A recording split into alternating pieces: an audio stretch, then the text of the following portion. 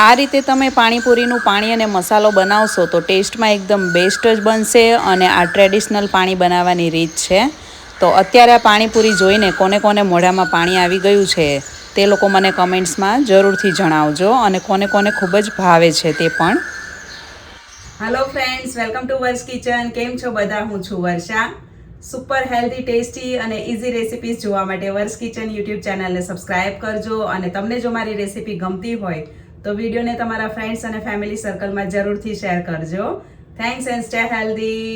સૌ કોઈની ફેવરિટ અને આપણા દેશની મોસ્ટ ફેમસ અને ફેવરિટ સ્ટ્રીટ ફૂડ પાણીપુરીની રેસીપી જોઈશું આપણે આજે. તો એના માટે સૌપ્રથમ ફણગાવેલા મગ લીધા છે મેં 1 કપ જેટલા. તેમાં થોડું પાણી નાખીશું અને હાફ ટીસ્પૂન જેટલી હળદર અને હાફ ટીસ્પૂન જેટલું નમક નાખીને એને ફક્ત 3 થી 4 મિનિટ જ મીડિયમ ગેસની ફ્લેમ પર બોઇલ કરવાનું છે. અને 3 થી 4 મિનિટ બાદ એને તરત જ કુકર ખોલી નાખવાનું છે જેથી મગ એકદમ ક્રિસ્પી બફાય. આપણે મગને ઓવરકુક નથી કરવાના.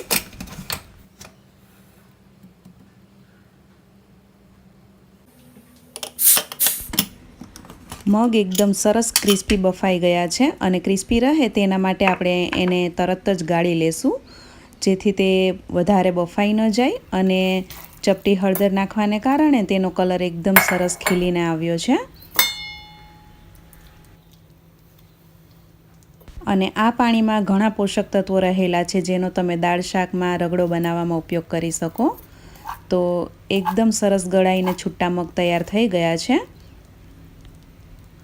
તેને આપણે ખુલ્લા આમ જ રહેવા દેશું જેથી તે ઠંડા પડી જાય. અને હવે એક મોટું બટાટું હળદર મીઠું નાખીને બાફી લેવાનું છે. સૌપ્રથમ આપણે ચણા મગનો મસાલો તૈયાર કરી રહ્યા છીએ પાણીપુરી માટે. એના વગર તો પાણીપુરી અધૂરી છે. તો બટાટું એકદમ સરસ બફાઈ ગયું છે તો તેના આ રીતે અનઇવન નાના નાના ટુકડા કરી લેવા. અને 1 કપ જેટલા ચણા બાફ્યા છે મેં. ચણામાં પણ બાફતી વખતે મેં હળદર મીઠું એડ કરેલું હતું. તો અત્યારે હું અડધો કપનું સ્ટફિંગ બનાવી રહી છું. તો અડધો કપ ચણા, 1 બટાટું અને અડધો કપથી થોડા વધારે બાફેલા સ્પ્રાઉટ લેવાના છે મગના.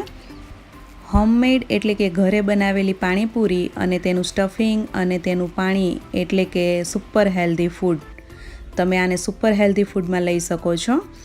તો હવે તેમાં આપણે ચાટ મસાલો, શેકેલું જીરું પાવડર, બ્લેક પેપર પાવડર એટલે કે કાળા મરીનો પાવડર. આનાથી ટેસ્ટ ખૂબ જ સરસ આવે છે. અને આપણું સુપર હેલ્ધી ચણા મગ ચાટ એટલે કે ચણા મગનો મસાલો તૈયાર થશે. તેમાં થોડું કોથમીર અને ફુદીનાના પાન પણ નાખવા બારીક સમારીને. સાથે થોડી નમકીન બુંદી નાખવી જેનાથી એકદમ ક્રન્ચી ટેસ્ટ આવશે મસાલામાં. અને સ્વાદ પ્રમાણે બ્લેક સોલ્ટ એટલે કે સંચળ પાવડર નાખવો અને સરસ રીતે ચણા મગનો મસાલો મિક્સ કરી લેવો. તો એકદમ પ્રોટીન, આયર્ન, કેલ્શિયમ અને ફાઇબરથી ભરપૂર એવો આપણો ચણા મગનો મસાલો તૈયાર છે જેમાં આપણે ઉપરથી લાલ મરચું પાવડર સ્પ્રિંકલ કરીશું થોડું.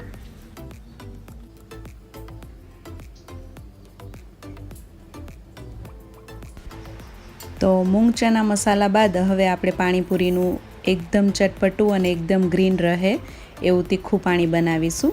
તો એના માટે સૌપ્રથમ 1 ચમચી જેટલું આખું જીરું, ચપટી હિંગ, નમક સ્વાદ પ્રમાણે અને 1 ટેબલસ્પૂન જેટલી સુગર, આ બધું પહેલાં પાવડર કરી લેવાનો છે. આ પહેલાં પાવડર કરીને ફુદીના કોથમીર સાથે પીસવાથી કોથમીર ફુદીનો કાળો પણ નહીં પડે અને આ પાવડરનો ટેસ્ટ એકદમ સરસ વધીને આવશે પાણીમાં. તો હવે તેમાં એકદમ સરસ સાફ કરીને ધોયેલી 3 કપ જેટલી કોથમીર નાખવી.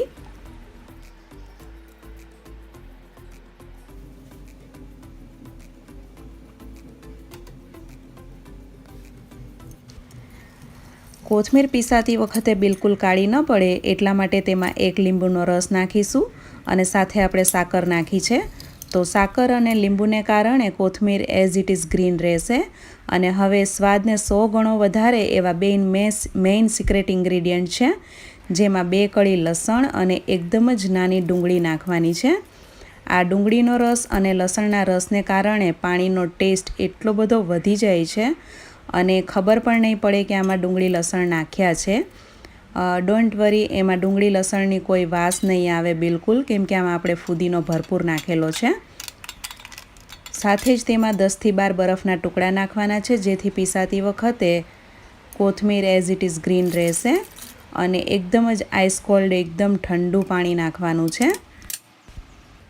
તો પહેલાં તેને હાફ ક્રશ કરીને તેમાં તમારી તીખાસ પ્રમાણે મરચાં લેવા. અત્યારે હું 1 લીટર પાણી બનાવી રહી છું, તો તેમાં 5થી 6 તીખી મરચી અને 3થી 4 ટુકડા આદું નાખ્યું છે મેં. અને હવે તેમાં 2 કપ જેટલો ફુદીનો નાખવાનો છે. એકદમ સરસ ધોઈને તેના પાન જ ફક્ત વીણીને લેવાના છે.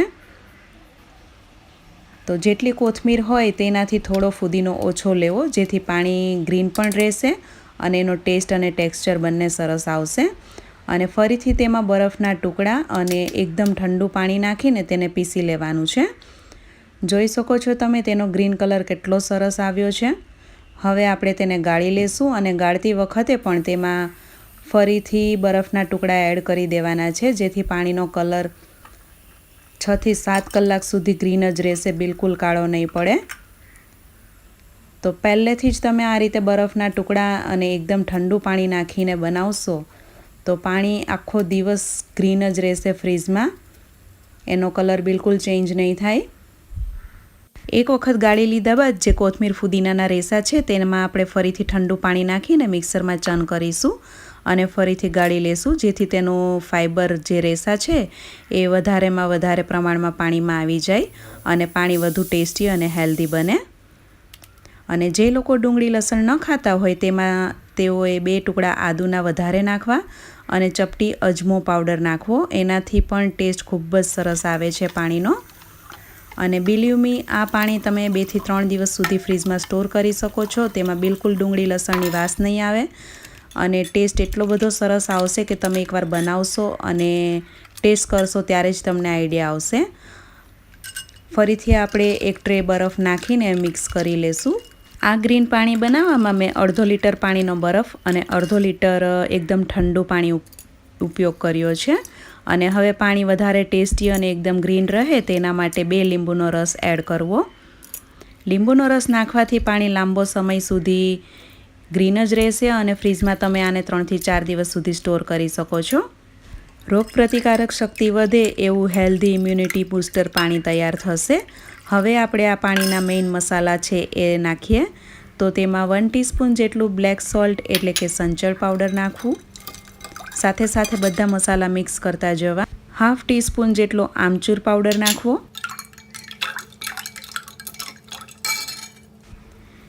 1/4 ટીસ્પૂન જેટલો સૂંઠ પાવડર નાખવો. જો તમારો સૂંઠ પાવડર રેડીમેડ હોય તો થોડો વધારે નાખવો અને હિંગ જો સ્ટ્રોંગ હોય તો થોડી ઓછી નાખવી. 1/4 ટીસ્પૂન જેટલો બ્લેક પેપર પાવડર એટલે કે કાળા મરીનો પાવડર અને 1 ટીસ્પૂન જેટલો શેકેલ જીરું પાવડર નાખવો. શેકેલું જીરું પાવડર જરૂરથી નાખજો, એનાથી પાણીપુરીનો સ્વાદ અને સુગંધ 100 ગણો વધી જાય છે. અને હવે 1 ટેબલસ્પૂન જેટલો એટલે કે 1 ટેબલસ્પૂન પાણીપુરીનો મસાલો નાખવો. આ મસાલો રેડીમેડ છે અને રેડીમેડ મસાલામાં દરેક પ્રકારના ફ્લેવર્સ એટલે કે દરેક પ્રકારના મસાલા હોય છે. એનાથી ટેસ્ટ ખૂબ જ સરસ આવે છે પાણીનો. હવે આ પાણીને હું 3 થી 4 કલાક ફ્રીઝમાં ઠંડુ કરવા મૂકી દઉં છું અને 4 કલાક બાદ પણ હું તમને બતાવીશ કે પાણીનો કલર કેટલો ગ્રીન છે. તો અઢળક વિટામિન્સ અને ફાઇબરથી ભરપૂર એવી સુપર હેલ્ધી પાણીપુરીનું પાણી અને પાણીપુરીનો ચણા મગનો મસાલો બંને તૈયાર છે. હવે આપણે તેને સર્વ કરીશું. તો એક પ્લેટમાં મેં ચણા મગ બટાટાનો મસાલો સાથે પાણીપુરીની પૂરી મૂકી છે અને આની પહેલાં મેં પાણીપુરીની પૂરી અને 3 પ્રકારના પાણી અને મુંબઈ સ્ટાઇલ વટાણાનો રગડો આ રેસીપી શેર કરેલી છે, જેની લિંક મેં ડિસ્ક્રિપ્શનમાં આપેલી છે. અને 4 કલાક બાદ તમે જોઈ શકો છો પાણી એઝ ઇટ ઇઝ ગ્રીન છે, એનો કલર બિલકુલ બદલાયો નથી. અને તમે તમારા ટેસ્ટ પ્રમાણે આમાં દરેક પ્રકારના મસાલા અને લીંબુ વધારે ઓછું નાખી શકો. ઉપરથી નમકીન બુંદી નાખીશું, સાથે મસાલા પૂરી ચણા મગ બટાટાના સ્ટફિંગવાળી મૂકીશું અને ટેસ્ટ કરીએ આપણે પાણીપુરી કેવી બની છે. તો ટેસ્ટમાં એકદમ બેસ્ટ અને ખાવાની મજા પડી જાય તેવી ચટાકેદાર પાણીપુરી બનીને તૈયાર છે. અને તમે એક વખત આ રીતે પાણીપુરીનો મસાલો અને પાણી ઘરે બનાવશો પછી તમે બહારની ભૂલી જશો અને ઘરે વારંવાર આ રીતે જ બનાવશો એ મારી 100% ગેરંટી છે. તો તમે ચોક્કસથી એક વખત આ રીતે પાણીપુરી બનાવીને રેસીપી ટ્રાય કરજો અને બન્યા પછી કેવી બને છે તે પણ મને કમેન્ટ્સમાં જરૂરથી જણાવજો. આશા રાખું છું કે આજની આ રેસીપી તમને પસંદ આવી હશે. રેસીપી તમને ગમી હોય તો વિડીયોને લાઇક અને શેર કરજો અને ચેનલને સબસ્ક્રાઈબ કરજો. Thanks for watching and stay healthy.